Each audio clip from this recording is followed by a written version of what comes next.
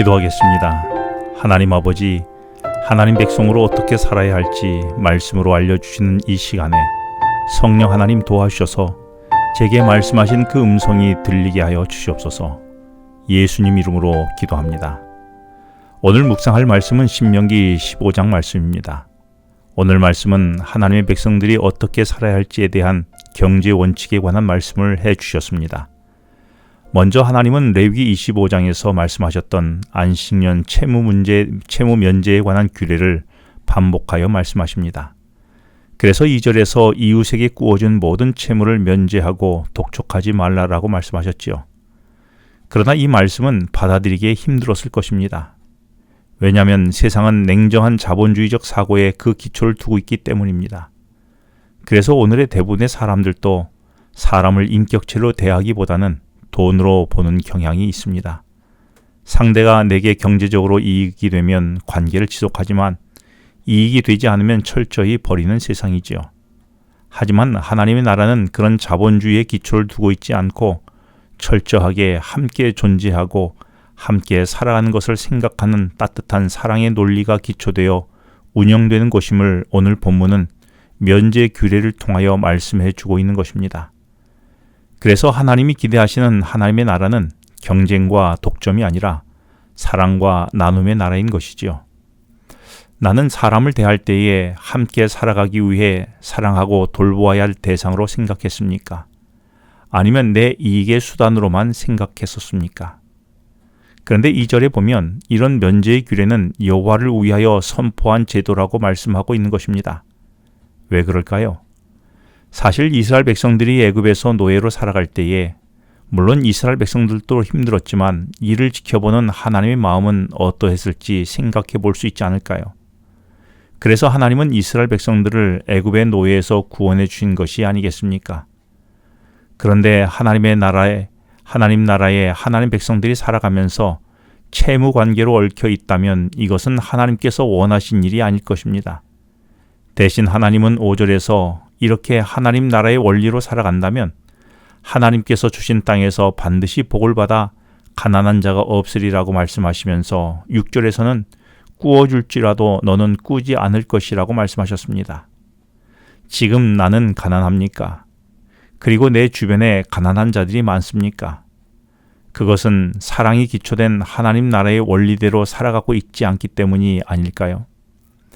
그래서 하나님은 7절에서 꾸어주지 않는 완악한 마음을 먹거나 내 손을 움켜쥐지 말고 펴서 넉넉하게 꾸어주라고 말씀하십니다. 특히 9절에서는 곧 빚을 면제해주는 안식년이 다가오는 때에 돌려받지 못할 것을 생각하여 주지 않으려는 마음을 품는 것은 죄라며 아끼지 말고 늘 내 주변에 있는 곤란한 자와 궁핍한 자를 찾아 그들에게 내 손을 펴서 나눠주라고 말씀하십니다. 내가 오늘 내 손을 펴서 나눠주어야 할 곤란에 처한 자, 연약한 자, 가난한 자는 누구입니까? 오늘 그들에게 한번 내 손을 펴서 그를 격려하거나 나눔을 한 번만이라도 실천해 보지 않겠습니까? 12절부터 지난 출애굽기 21장 1절로 11절에서 말씀하셨던 종을 어떻게 대우해야 하는지에 대한 원칙을 말씀해 주셨습니다. 한마디로 어떤 경제적 이유로 종이 되었든지 간에 7년째 되는 안식년에는 그들을 놓아 자유롭게 할 것이라고 말씀하십니다. 그런데 그들을 종에서 자유롭게 할 뿐만 아니라 13절에서는 빈손으로 돌아가게 하지 말고 재물을 넉넉히 채워서 보내어서 하나님이 내게 복을 주신 대로 그들에게 주라고 말씀하셨습니다. 이렇게 이스라엘 백성이 종이 된 동족에게 7년이 되는 해에 자유를 주어야 하는 이유는 그들 자신이 종되었던 자리에서 하나님의 은혜로 값없이 속량을 받은 역사의 산 증인이기 때문입니다. 은혜로 받은 것을 삶에서 나누는 것이 은혜를 기억하며 보답하는 길이지요. 은혜는 담아두는 것이 아닙니다. 은혜는 반드시 흘러가게 해야 하는 것입니다. 내가 하나님께 받은 은혜는 무엇입니까? 그 은혜를 이 시간 묵상해 보지 않겠습니까? 받은 은혜가 묵상되었다면 이제는 내가 그 은혜를 누구에게 베풀어야 할지를 생각해 보시겠습니까? 누가 생각이 나십니까? 그에게 받은 은혜대로 베풀어 보지 않으시겠습니까? 그런데 1절부터 이야기한 내게 빚진 자에게 내가 어떻게 그 빚을 면제해 줄 수 있을까요?